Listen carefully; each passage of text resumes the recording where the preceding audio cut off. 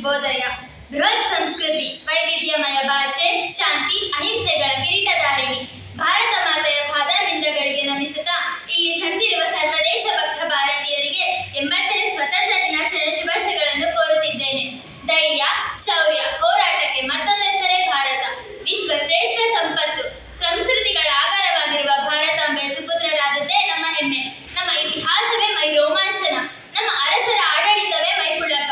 ಪ್ರವಾಸಿ ವ್ಯಾಪಾರಿಗಳಾಗಿ ಬಂದ ಬ್ರಿಟಿಷರ ವಿರುದ್ಧ ತೊಡೆ ತಟ್ಟಿ ನಿಂತು ಲಂಡನ್ಗೆ ವಾಪಸ್ ಅಟ್ಟಿದ ಹಬ್ಬದ ಸಡಗರವನ್ನು ಪುಳಕದಿಂದ ಆಚರಿಸುತ್ತಿದ್ದೇವೆ.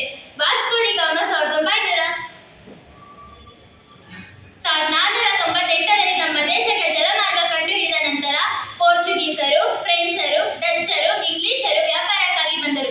ದಳ್ಳಾಳಿಗಳಾಗಿ ಬಂದವರು ನಮ್ಮ ಒಳ್ಳೆತನದ ದೌರ್ಬಲ್ಯವನ್ನು ಕಂಡು ದಬ್ಬಾಳಿಕೆ ಮಾಡಿದರು.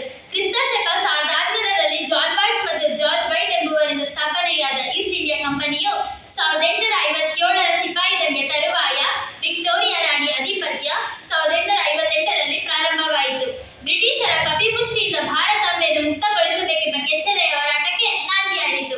ಹಿಂಸೆ, ಅಹಿಂಸೆ, ಸಮರ, ಸತ್ಯಾಗ್ರಹಗಳ ಆಯುಧಗಳೊಂದಿಗೆ ನನಗೆ ರಕ್ತ ಕೊಡಿ, ನಾನು ನಿಮಗೆ ಸ್ವತಂತ್ರ ಕೊಡುತ್ತೇನೆ ಎಂಬ ನೇತಾಜಿಯವರ ಘೋಷಣೆಯೊಂದಿಗೆ ಪರಕೀಯರ ವಿರುದ್ಧ ನಿಂತ ಪ್ರತಿ ಭಾರತೀಯ ವೀರ ಸೇನಾನಿಗಳಾಗಿ ಭಾರತ ಮಾತೆಯನ್ನು ದಾಸ್ಯದಿಂದ ಪಾರು ಮಾಡಲು ಜೀವವನ್ನೇ ಮುಡುಪಾಗಿಟ್ಟರು.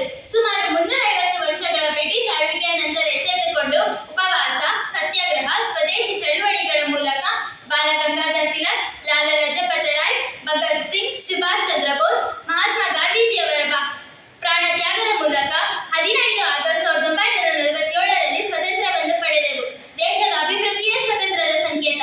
ನಮ್ಮ ಪ್ರಾಮಾಣಿಕತೆಯ ದೇಶದ ಕಳಸವಾದಾಗ ನನ್ನ ದೇಶ ವಿಶ್ವದ ನಂಬರ್ 1 ದೇಶವಾಗುತ್ತದೆ. ರಕ್ತ ಹರಿಸಿದವ ನೆನಪಿನಲ್ಲಿ ವೈಯಕ್ತಿಕ ಸ್ವಾರ್ಥವನ್ನು ಕಿತ್ತೆಸೆಯಬೇಕು.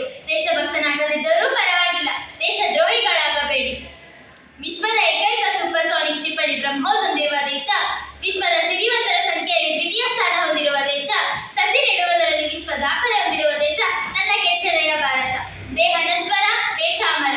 ಸ್ವತಂತ್ರದ ಹಣತೆಯ ಬೆಳಕಿನಲ್ಲಿ ನಮ್ಮಗಳ ಉಜ್ವಲ ಭವಿಷ್ಯ ಕಟ್ಟಿಕೊಳ್ಳೋಣ. ಪ್ರೀತಿ, ನೀತಿ, ಶಾಂತಿಯ ನೆಲೆಯನ್ನಾಗಿಸೋಣ.